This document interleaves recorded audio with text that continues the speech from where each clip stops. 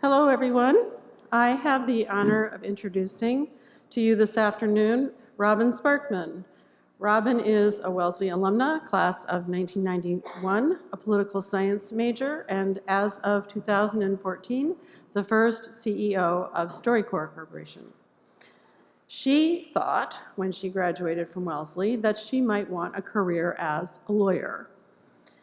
But her first job as a fact checker at Newsweek got her hooked on journalism, which she went on to study at Columbia University's Graduate School of Journalism. And although she sidestepped the law, a wise choice, I would say, based on my own acquaintance with people going through law school, one of whom is sitting in the back of the room right there. Although she sidestepped the law, she did end up not only as an editor and one of the founding members at MSNBC.com, but before joining StoryCorps, she was the editor-in-chief of the journal The American Lawyer, which won 6 Jesse Neal Awards under her leadership. Although she vowed that she would never live in New York, she married an inveterate New Yorker and lives in the city with her family, which includes 2 teenage daughters, one of whom, Charlotte, is in our audience today. Let's persuade her to follow her mother to Wellesley. Robin combines vigorous extracurricular activities like, I hope I'm saying this right, vinyasa? Okay, good. Vinyasa yoga and walks in Central Park with a more humanizing love of wine and chocolate chip cookies. I have to say that getting to know her a little through working on this event has been a treat. She has mastered the art of the friendly email. She is both efficient, lightning fast, and warm and friendly. She is clearly a person who has figured out some of the most important secrets of life, including giving back to her various communities. For example, as a member of the board of the Union Settlement Association of East Harlem, and as well a member of the Business Leadership Council of Wellesley College. Robin will be speaking today on Listening is an Act of Love, Lessons from StoryCorps. In early 2018, StoryCorps launched a One Small Step initiative, bringing pairs of people with different political viewpoints together to find human commonality. The Freedom Project is now in the early stages of planning a One Small Step project on our campus, so please stay tuned for more details as we have them. This project is just one small part of what Robin is helping to build at StoryCorps. Please welcome Robin Sparkman.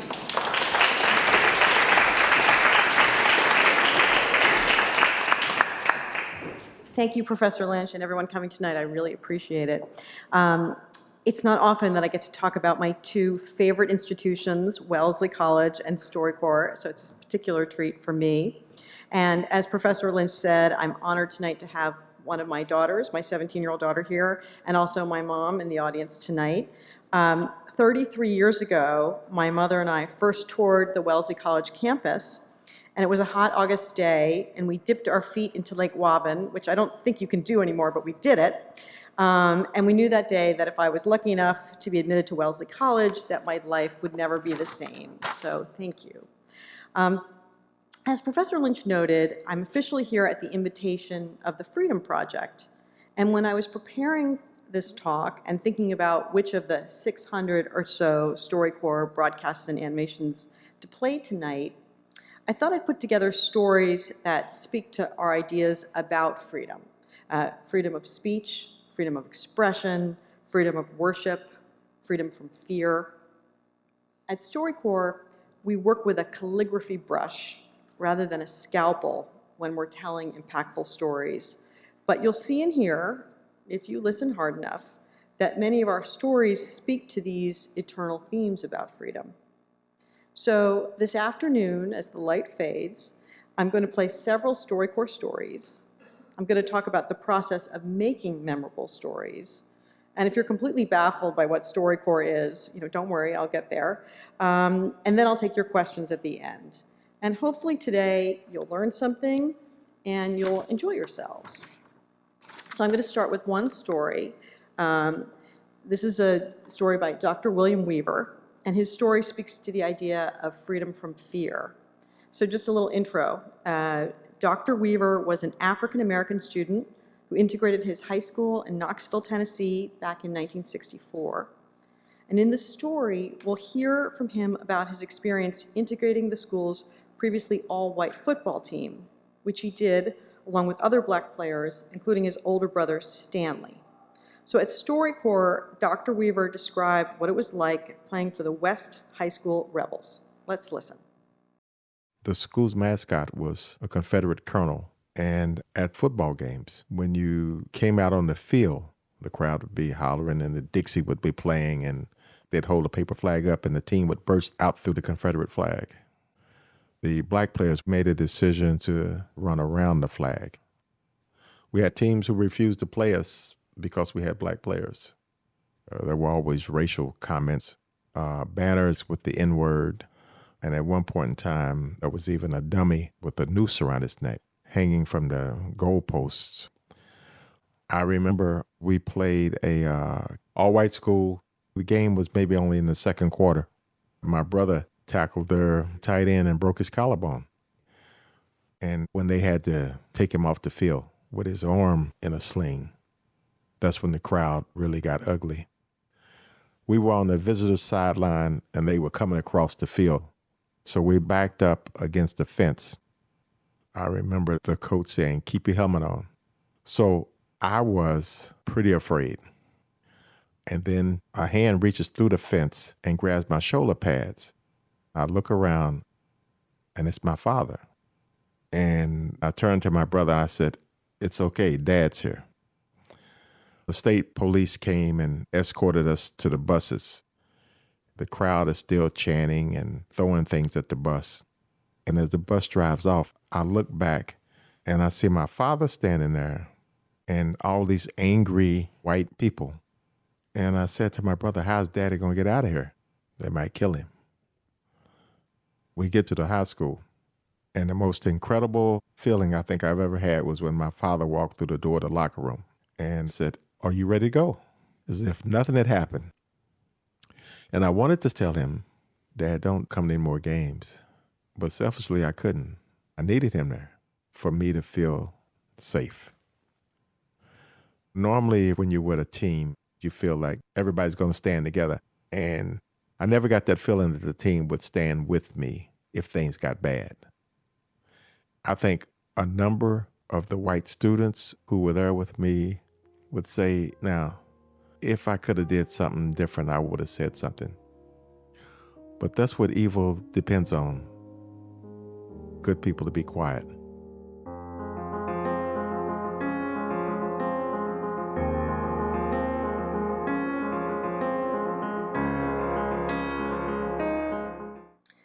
So as Professor Lynch mentioned, for the last 6 years, I've been the CEO of StoryCorps. I'm the organization's first CEO, and I work hand in hand with our founder, MacArthur genius, Dave Isay.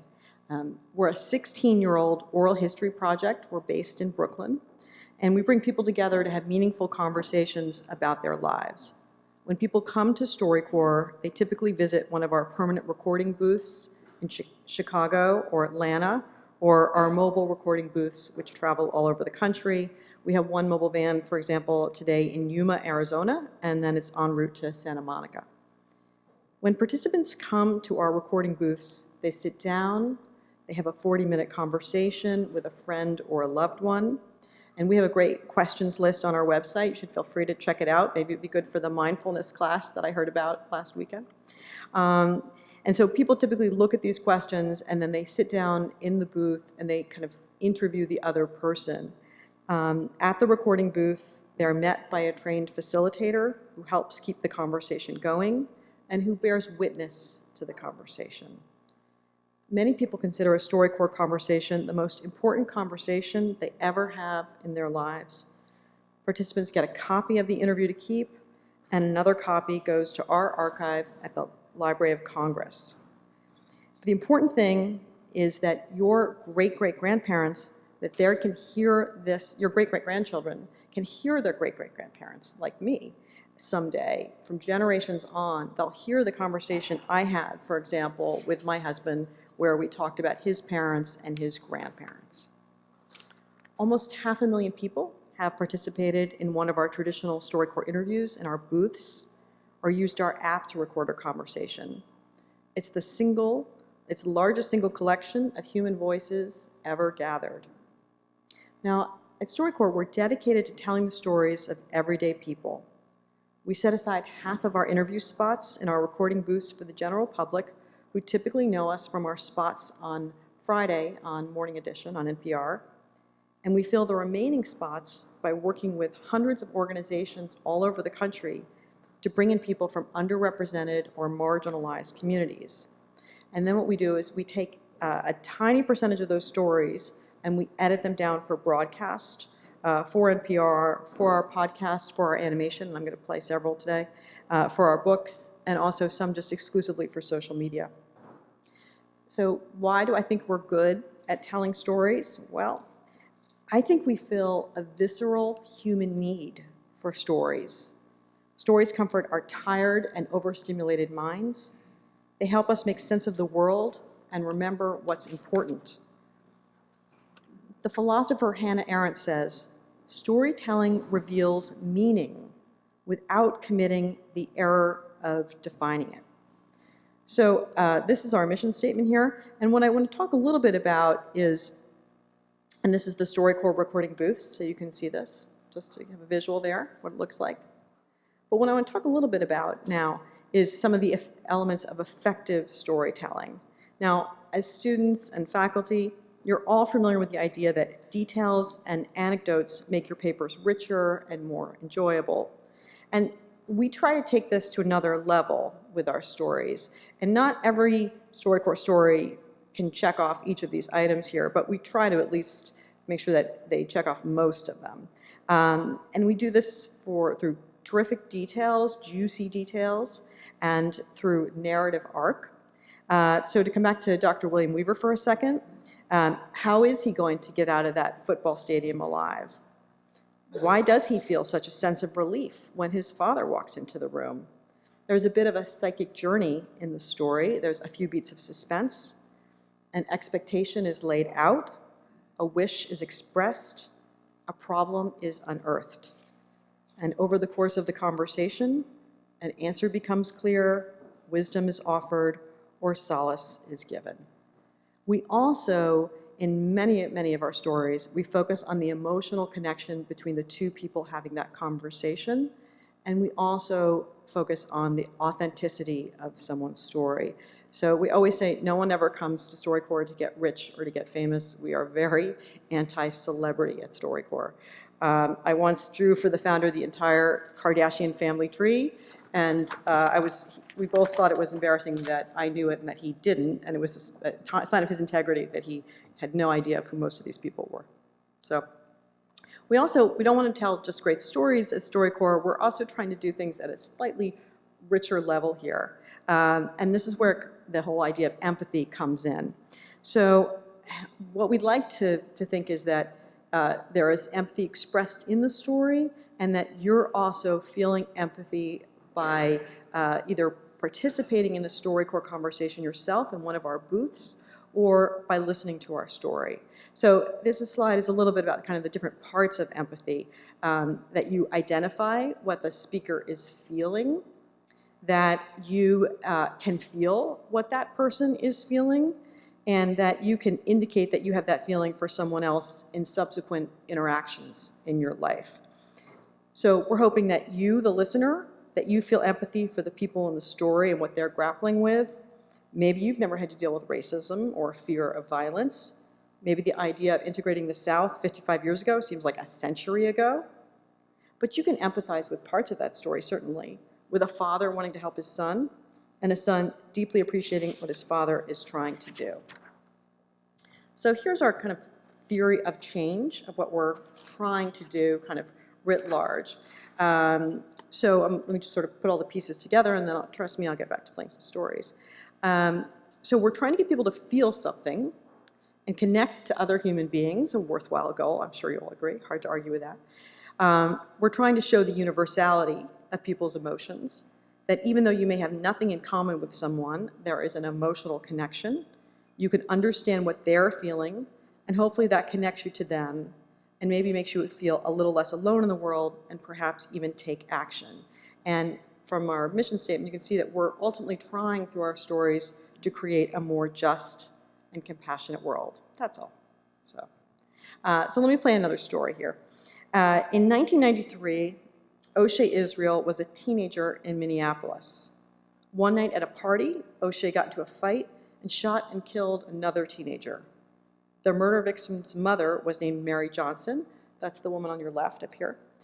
A dozen years after her son's death, Mary went to the penitentiary to visit the man who murdered her son. After serving 15 years, O'Shea was released from prison. Soon after, Mary brought him to StoryCorps to talk about their friendship. You and I met at Stillwater Prison. I wanted to know if you were in the same mindset of what I remember from court, where I wanted to go over and hurt you, but you were not that 16-year-old. You were a grown man. I shared with you about my son. And he became human to me. You know, when I met you, it was like, okay, this guy is real.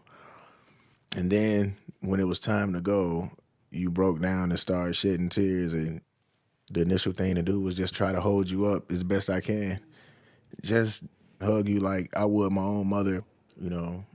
After you left the room, I began to say, I just hugged the man that murdered my son. And I instantly knew that all that anger and animosity, all the stuff I had in my heart for 12 years for you, I knew it was over, that I had totally forgiven you.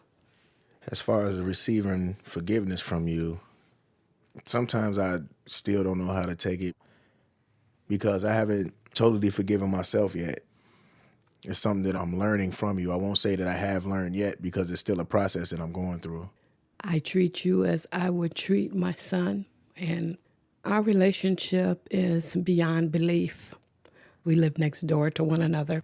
Yeah, so you can see what I'm doing. You know, firsthand. Mm-hmm. We actually bump into each other all the time, leaving in and out of the house. And you know, our conversations, they come from, boy, how come you ain't called over here to check on me in a couple of days? You ain't even asked me if I need my garbage to go out. Uh-huh. I find those things funny because it's a relationship with a mother for real. Well, my natural son is no longer here. I didn't see him graduate. You know, you're going to college. I'll have the opportunity to see you graduate. I didn't see him get married. Hopefully one day I'll be able to experience that with you. Just to hear you say those things and to be in my life in the manner that which you are is my motivation. It motivates me to make sure that I stay on the right path. You still believe in me. And the fact that you can do it despite how much pain I cause you, it's amazing. I know it's not an easy thing, you know, to be able to share our story together, even with us sitting here looking at each other right now. I know it's not an easy thing. So I admire that you can do this. I love you, lady. I love you too, son.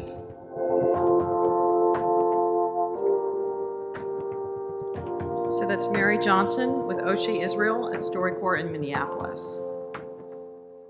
So hopefully when you listen to stories like O'Shea's and Mary's, you're able to see some of the elements that I was speaking about before. You can see the narrative arc, the journey that these two have been through. There's specificity. Boy, how come you haven't come over to see me if I need to get my garbage out? They're speaking authentically. And let's just talk about empathy for a second. There's the feeling that if Mary can accept O'Shea and love him, then can't the rest of us accept the people in our lives who challenge us? Now I want to talk about one of the most important freedoms, freedom from fear. Freedom to love who you want to love, to marry who you want to marry, and to live your life as your own true, authentic self. To mark the 50th anniversary of Stonewall this year, we created a campaign called Stonewall Outloud. We encourage people to use our app and our list of great interview questions and to find an older gay person and ask him, her, they about life before Stonewall. As part of that project, we also released several stories and animated shorts about LGBTQ Americans, and I want to play a pair of those for you now. And the difficulties faced by same-sex couples have created far too many stories of unrequited love. Glenda Elliott's stories is one of them. She came to StoryCorps to remember Lori, the woman she fell in love with in small-town Georgia, at a time when it was difficult to imagine an acceptable path apart from marrying a man and starting a family. Though she and Lori planned for a late-in-life reunion, fate interfered. In a certain kind of love, Glenda remembers the power of their bond.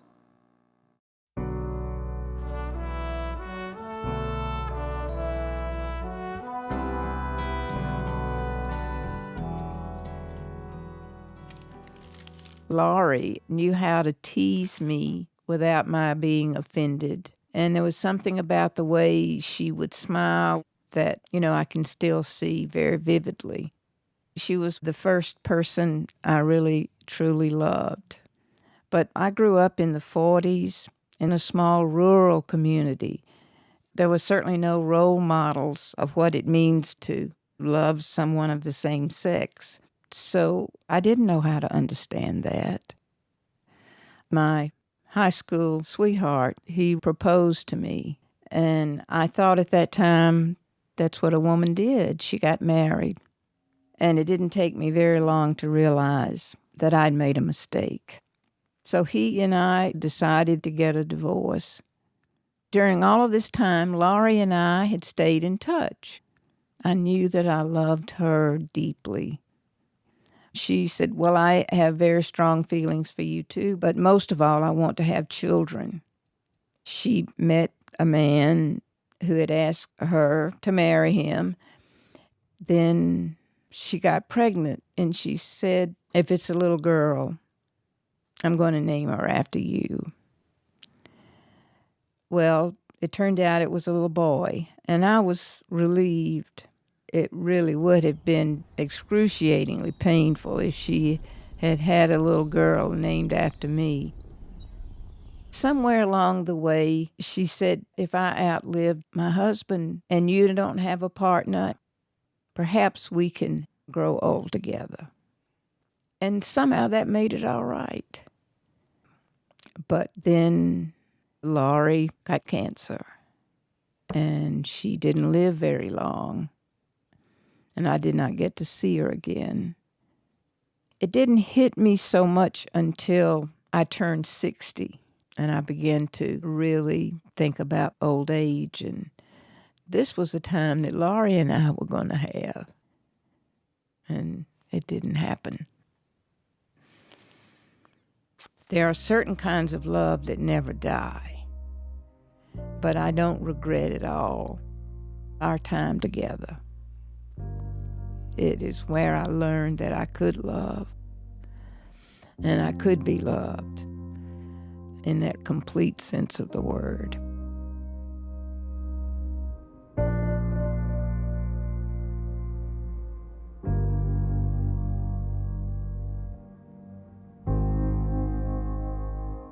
So I want to play one more LGBTQ story. As many of you know, 16 years ago this week, the Massachusetts Supreme Court declared that, quote, barring an individual from the protections, benefits, and obligations of civil marriage solely because that person would marry a person of the same sex violates the Massachusetts Constitution. The court's ruling allowed same-sex couples to be legally married in the state of Massachusetts, the first state in the country to do so. David Wilson, on the left, one of the plaintiffs in that landmark case, was also one of the first to be married when the law went into effect on May 17, 2004. Recently, David Wilson and his husband, Robert Compton, came to StoryCorps to reflect on their journey as they approached their 15th wedding anniversary.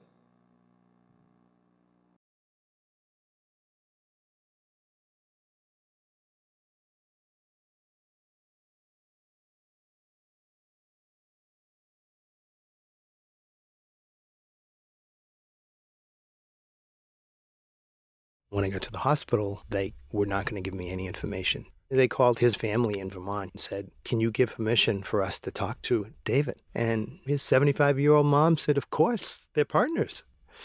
So they came out and they said that he was dead on arrival.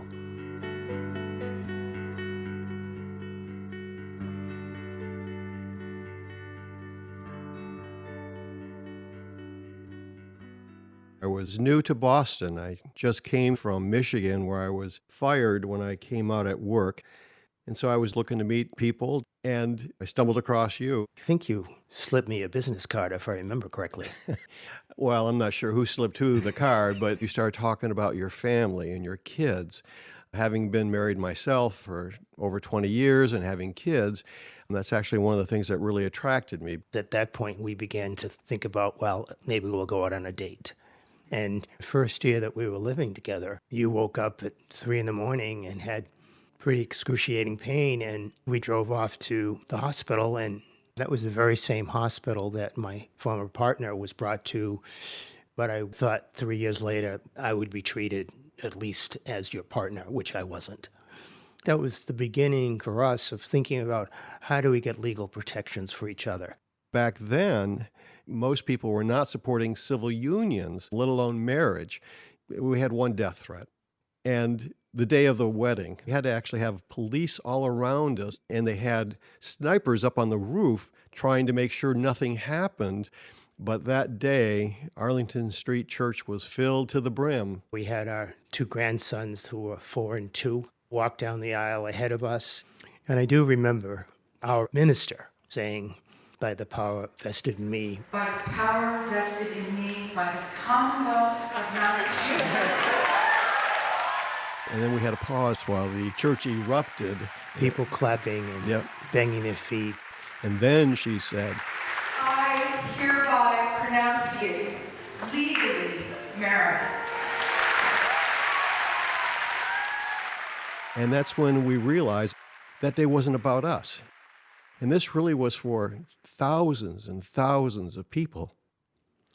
For me, as we approach the 15th anniversary, I have no concerns now about introducing you as my husband. No one's going to challenge that. No one's going to ask me for a marriage license, which right after we got married, we started carrying our marriage license everywhere we went. Here we are 15 years later, and I don't even know where it is. So now I want to play a trio of stories back to back that speak to other types of freedom. Freedom from physical safety, freedom from physical being injured, freedom of worship.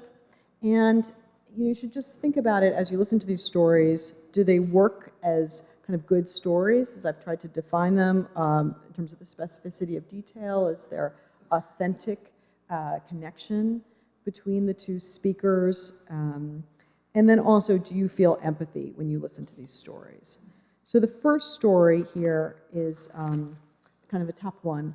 As families around the country search for answers in the wake of Parkland and other school shootings, we'll hear a mother and son talking about the active shooter drills in the boys' 5th grade classroom. So Desmond Floyd, you'll hear him, is 10 years old, and he goes to public school in Houston. He spoke with his mother for StoryCorps, and her name is Tanae Bernard.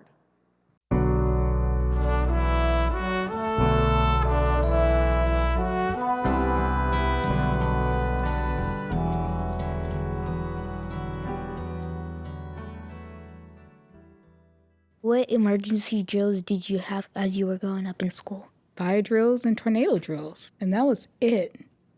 So can you tell me exactly what happens in active shooter drills? The teacher's supposed to lock the door, turn the lights off, and push this big desk behind the door. And the first time I did an active shooter drill, I saw her having a hard time with it, so I decided to come help her. Because if she doesn't get the desk on the door in time, the intruder can open it. So what do you do next after you push the table? The class is supposed to stand on the back wall, but I decided to stand in front of the class because I want to take the bullet and save my friends. So did your teacher ask you to stand in front of the class? No. My life matters, but it's kind of like there's one person that can come home to a family, or there can be 22 people that come home to a family. Do you know why it's hard for me to accept that? Because I'm such a young age, I shouldn't really be giving my life up. Like, you shouldn't have to worry about that. Right. If there's any a time that I want you to be selfish, it's then. I need you to come home. So Would you still stand in front of your friends, even with me telling you not to? Yes. I get that you would want me to come home, but it's really not a choice that you can make. It's a choice that I have to make. I see now that there's nothing I can say that would change your mind. I just hope that it never comes to that. Talking about this makes me feel sad, but you raised a good person. And this is why I can't have the conversation with you.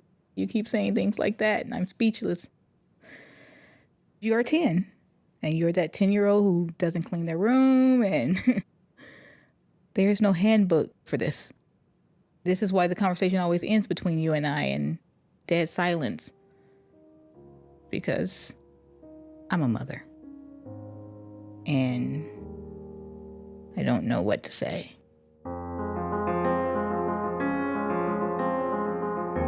So that's Tanae Bernard with her 10-year-old son Desmond, who's a 5th grader in Houston. Tanae teaches 7th and 8th graders at a local public school, also in Houston.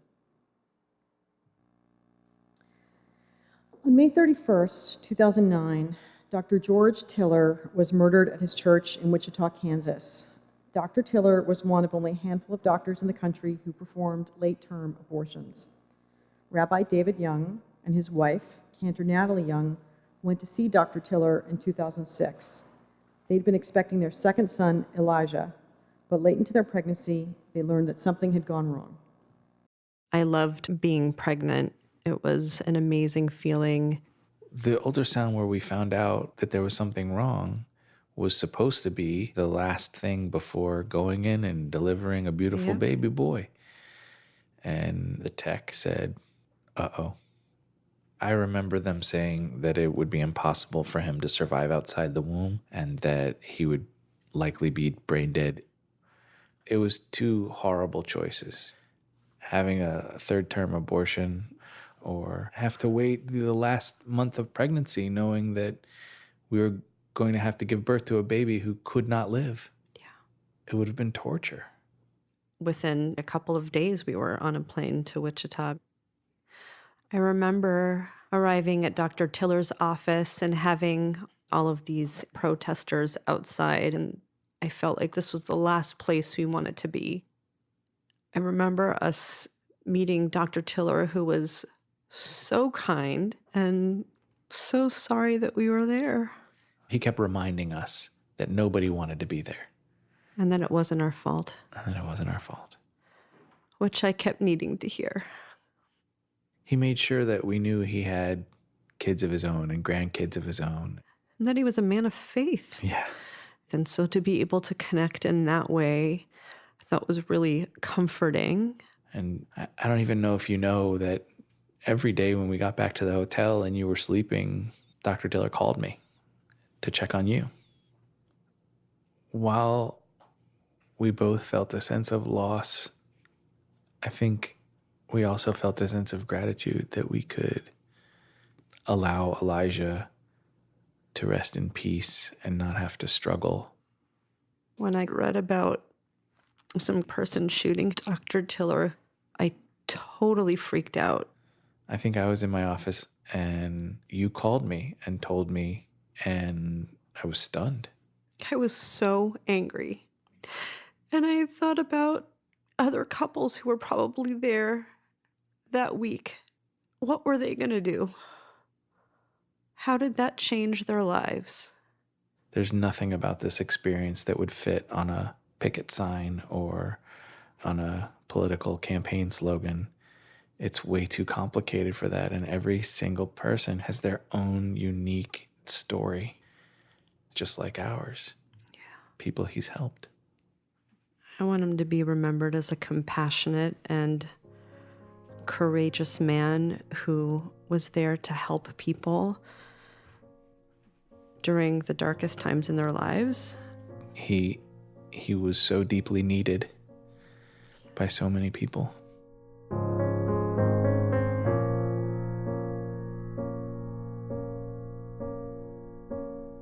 So that was Rabbi David Young and his wife, Natalie Young, remembering Dr. George Tiller. This story was recorded for the 10th anniversary of Dr. Tiller's death.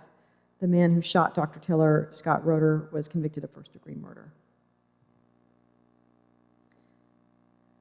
So on February 10th, 2015, 3 Muslim students, Yusor Mohammed Abu Saha, age 21, her husband Dia, age 23, and her sister Razan, age 19, were shot and killed in Chapel Hill, North Carolina by a neighbor.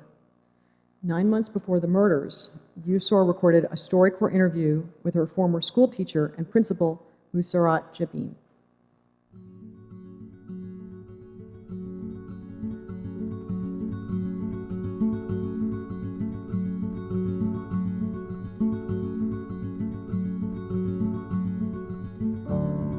Growing up in America has been such a blessing, and although in some ways I do stand out, such as, the hijab, the head covering, there's still so many ways that I feel so embedded in the fabric that is our culture, and here we're all one.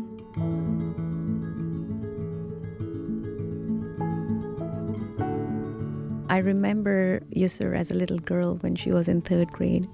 She had this sense of giving that really makes her different from other children. I still remember in 3rd grade when we asked for something, you used to say, don't put your hand like this. You would have your hand facing downwards as if you're taking something from someone. Oh my God, you still remember? And then you'd flip your hand over and you'd open your hand upward as, a giving gesture. Be giving, open, compassionate.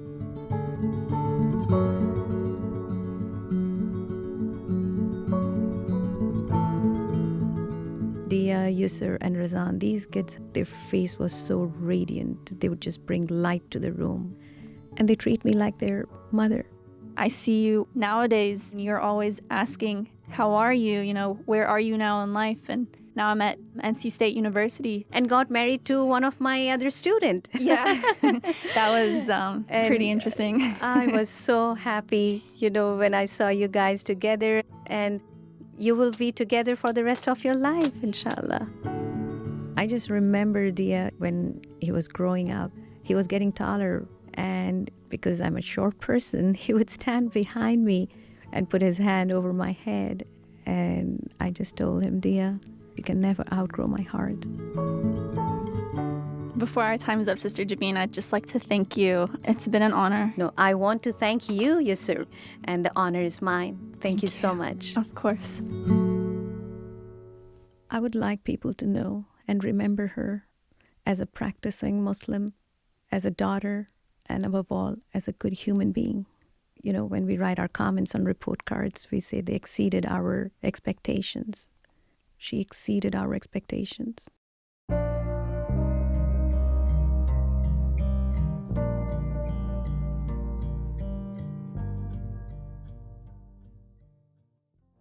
So that was Musarat Jabin, teacher and principal at Al Iman School in Raleigh, North Carolina, where all 3 victims of the shooting had been students.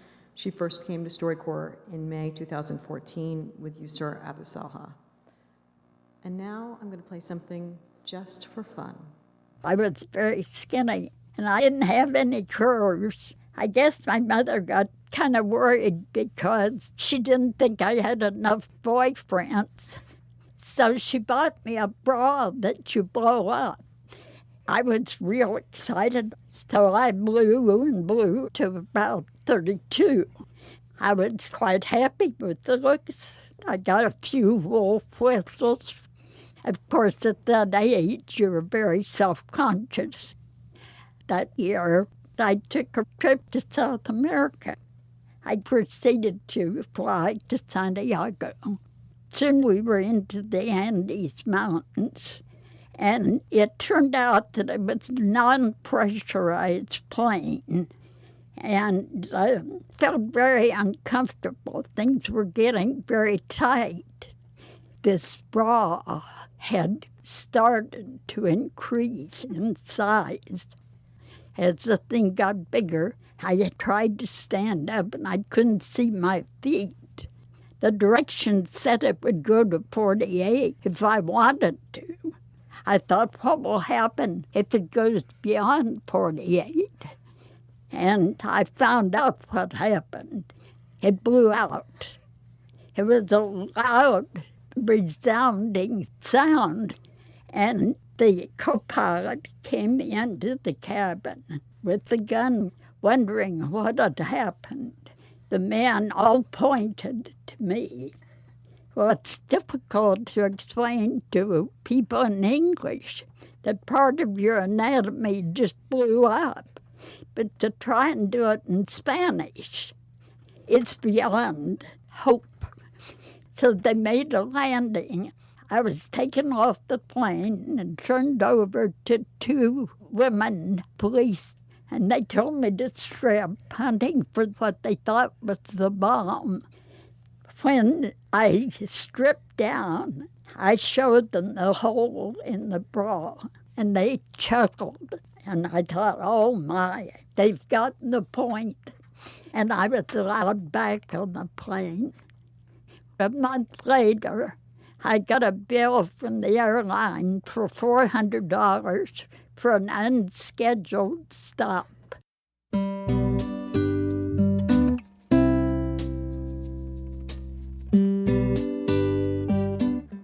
So as I mentioned, and as Professor Lynch mentioned, we've had 500,000 people who know and love each other participate in StoryCorps interviews to date.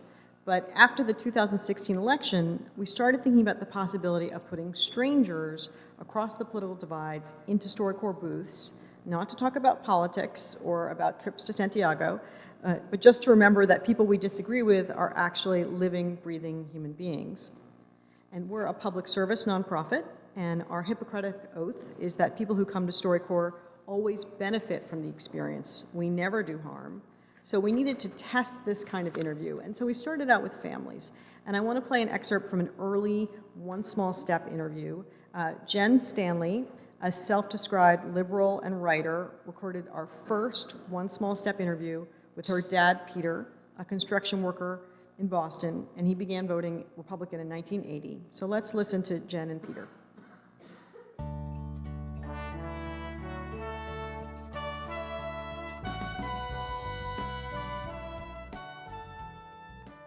I try to not bring up politics, but you always watch the 5 o'clock news, and the minute any politician steps on, it doesn't matter who it is. I just cringe. And, me too. Yeah, but you have to say something, whereas I would like to just pretend it's not happening. But maybe the answer is we don't watch the news when you're there. Maybe. But now I feel like we've gotten to this point where we're together and we're fighting about politics. And those would be the times when I hear you say, I can't even talk to you, Dad. If you're going to get so angry and flip out about it, then you know what? I'd rather you didn't talk to me. But see, this is what drives me crazy, though. You start these conversations. Well, I ask questions. What do you think about this? And what do you think about that? It's me trying to glean information from somebody who is significantly more educated than I am and whose opinions I trust. I'm really surprised to hear you say that. I had no idea that you were genuinely interested in what I had to say. I thought that you wanted to tell me how I was wrong and also make a joke about how I was silly. Well, I would never feel that way about you. I have nothing but respect for you. I don't agree with you all the time. I don't agree with you most of the time, but that's okay. We have a lot of things in common, and I do know that everything you did when you were a little kid was because you wanted to be like me. You even played softball, which you hated because I love baseball. I did really hate it. I know. I mean, I just really worshipped you, Dad. I just thought that, like, everything that you thought and said was right. Mm-hmm. And you were just my best friend. But I think as I got older, I realized that you were really wrong about a lot of things. Well, you're probably right, Jen. I never professed to be right about everything. The important thing in our relationship is that you have your own beliefs and that I respect you for your beliefs. You were raised to be a sensitive, caring person, and that's exactly who you are. You say that, and I feel loved. But I will say, I think you used to like me, and I don't necessarily know that you like me anymore. Oh, yeah, I like you a lot. It doesn't make me feel good that you say that. I don't agree with everything you say you do. But do I like you? Yeah, you bet I do. And I'm extremely proud of you. You know, when my time comes to say, yeah, my father was a good man. We didn't agree politically, but he was a good man. And if you can say that, then I'll be happy. I don't think that you're right all the time, but I think you're the best man. Oh, thanks. And you're the best dad.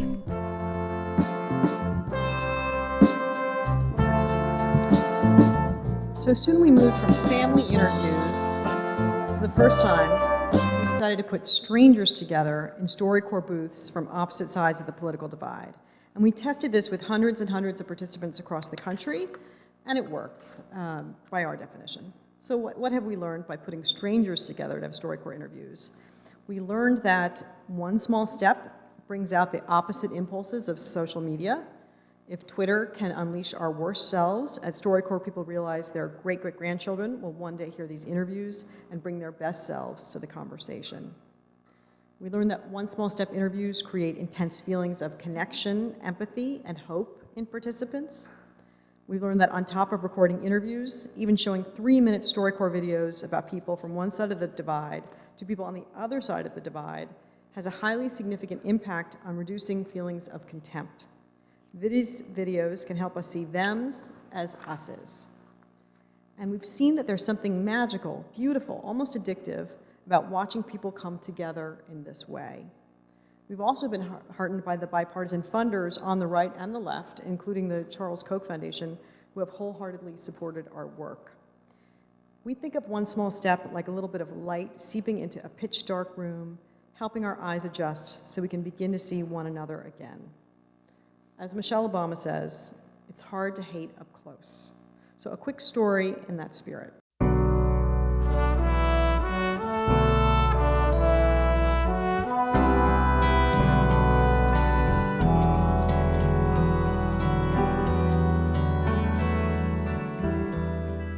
I noticed you with the hat, and I noticed that you were surrounded by some people, and I noticed that they were being kind of threatening, and then somebody snatched your hat off your head, and that's the point where something kind of snapped inside me because I wear a Muslim hijab, and I've been in situations where people have tried to snatch it off my head. Wow.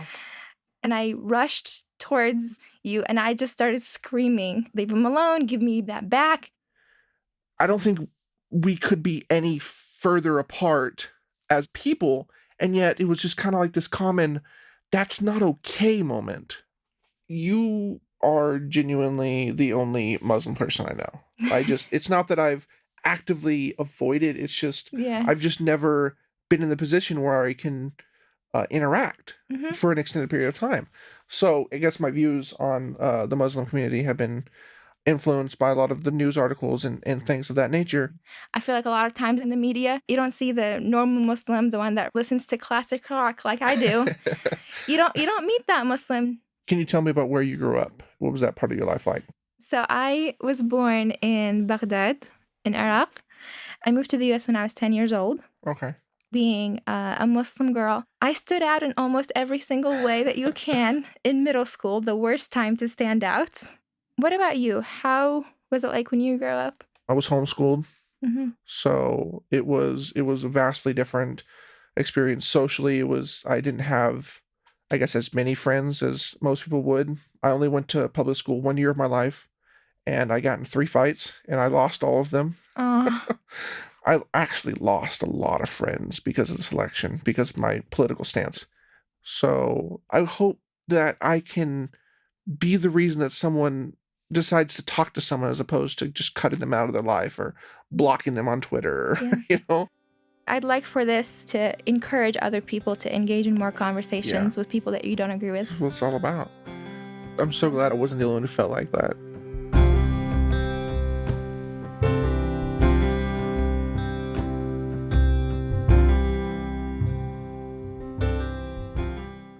So tonight I'm going to close with 2 of my favorite stories. I'm going to play them back to back.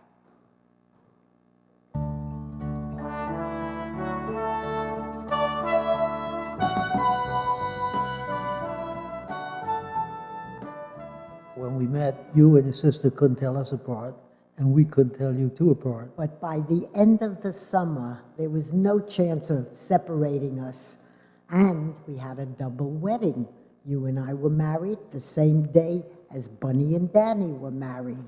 And it was 2 brides, 2 grooms, 1 set of parents for each. The gowns were identical gowns. The flowers were identical. We both went on a honeymoon to Miami Beach by different trains. Yeah, so because we didn't people want it to be wouldn't- so obvious that people be staring at us. Yeah, the Embarrassing. twins that married the twins. What did you think about marrying me many years ago? You bowled me over with your way of kissing and the way you hold me when we dance. You're not a fantastic dancer, but you hold me fantastically, and I feel it. It's genuine. You're just not phony. I don't think you have a phony bone in your body. And I never thought anybody lasts this many years. Like just yesterday was our 50th anniversary. Yeah, now it's 11 years after that. Yeah. I never feel, what will he do if I die first? You know how to open tuna fish. You know how to smear it with mayonnaise. You will not fall apart. You'll feel sad when I'm gone, but you'll manage, and that makes me feel very good.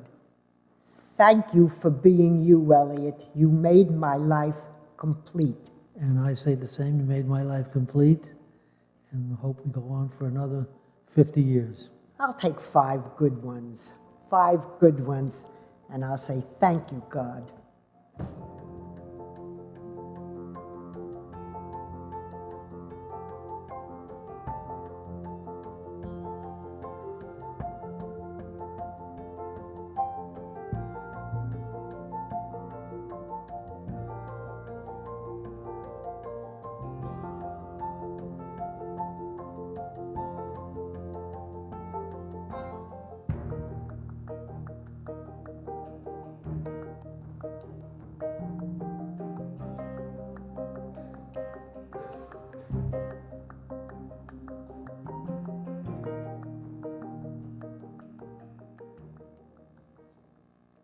Okay, here's our last story, and then I'm happy to take questions.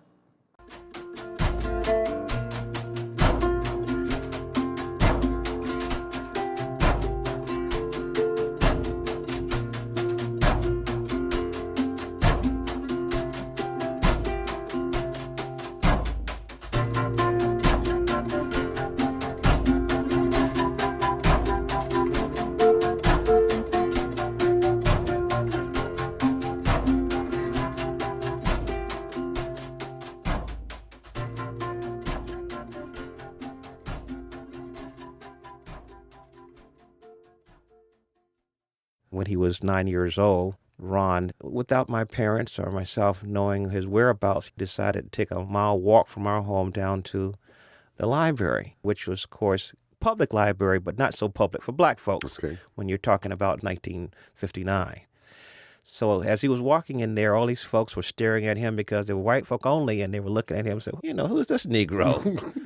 So he politely positioned himself in line to check out his books. Well, this old librarian, she says, this library is not for coloreds. He said, well, I would like to check out these books. She says, young man, if you don't leave this library right now, I'm going to call the police. So he just propped himself up on the counter and sat there and said, I'll wait. So she called the police and subsequently called my mother. Police came down, 2 burly guys come in and say, well, where's the disturbance? And she pointed to the little 9-year-old boy sitting up on the counter. He says, man, what's the problem? So my mother, in the meanwhile, she was called. She comes down there praying the whole way there. Lord Jesus, please don't let them put my child in jail. And my mother asked the librarian, what's the problem? Well, he wanted to check out the books. And you know your son shouldn't be down here. And the police officer said, you know, why don't you just give the kid the books? And my mother said, he'll take good care of them. And reluctantly, the librarian gave Ron the books. And my mother said, what did you say? He said, thank you, ma'am. Later on, as youngsters, a show came on TV called Star Trek. Now, Star Trek showed the future where there were black folk and white folk working together. Right. And I looked at it as science fiction because that wasn't going to happen, really. But Ronald saw it as science possibility. Mm-hmm. You know, he came up during a time when there was Neil Armstrong and all of those guys. So how was a colored boy from South Carolina wearing glasses, never flew a plane, how was he going to become an astronaut? But Ron was the one who didn't accept societal norms as being his norm. I mean, that was for other people. And he got to be aboard his own Starship Enterprise.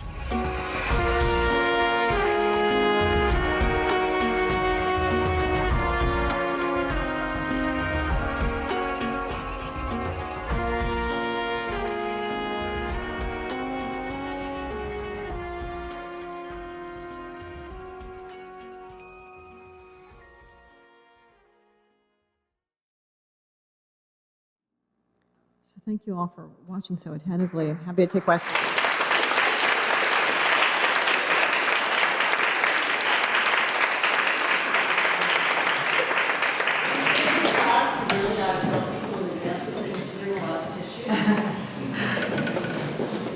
Can you believe Kleenex doesn't want to be a sponsor? We reached out to them, but they still don't want to sponsor us. I know. Yeah. Happy to take any questions if you have them. Yeah. I'm curious about the process. I mean, I found your stories remarkably powerful. I'm just curious how much you edit and how much you review and how long it takes. I mean, they're so well done. Sure. So the StoryCorps conversations are about 40 minutes, and what you hear broadcast is 2.5. So there is an enormous amount of editing that goes into the process. But unlike sort of traditional journalism, we actually play the edited version back to the participants and just make sure that they're okay, that we're being sort of true to what they were trying to say in their original conversation back to them. But we have a whole team of producers and journalists at the office. So I'd like to, sorry to interject. We have a mic here, so if you need to ask a question, kindly come and line up behind this mic.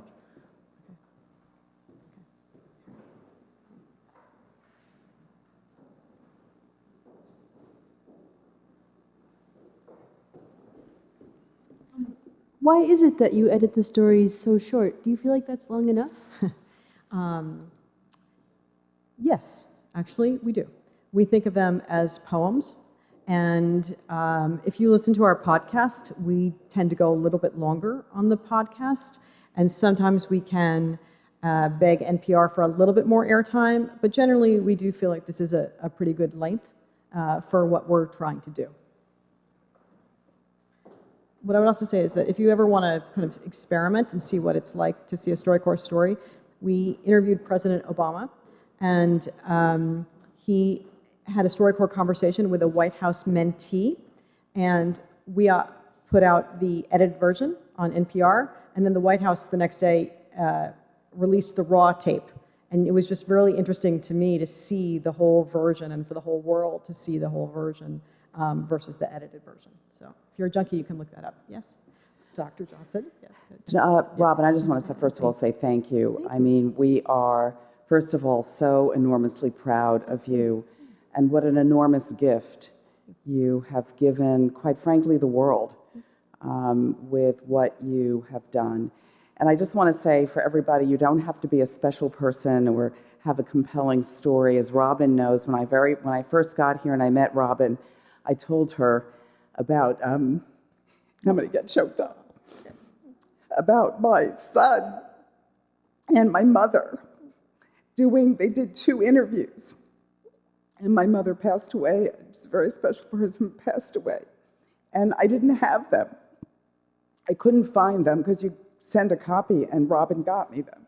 So I just want to say that you really allow us to share memories that are so exceptionally special. So thank you for that. So now my question.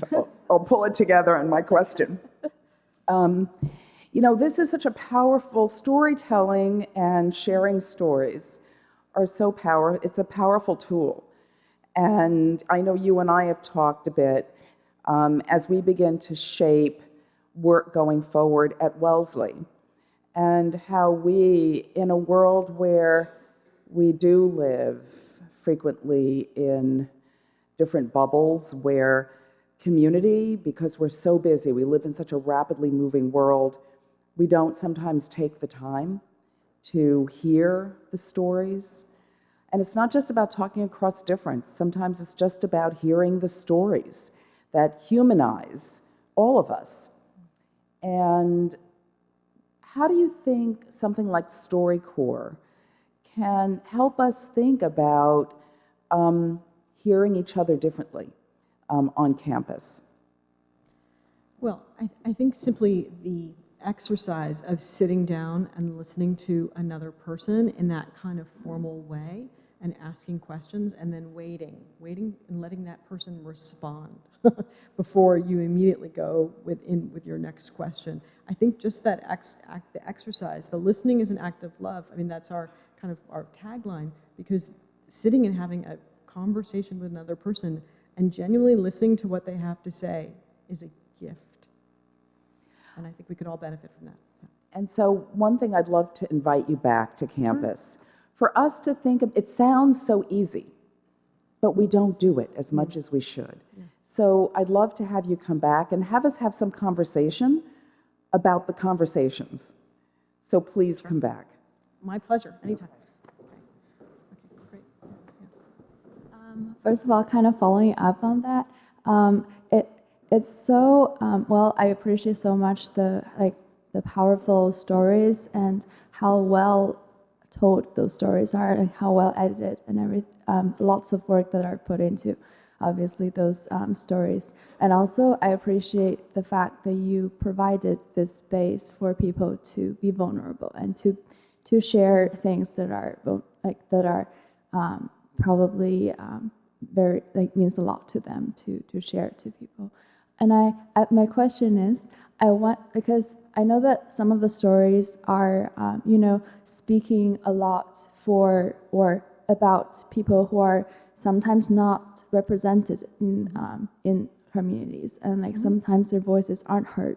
And I wonder if there are times that your organization, the nonprofit, have been thought of being political affiliated, or if that ever happens, and can you talk a little bit about, if that happens, the positive or negative impact that has?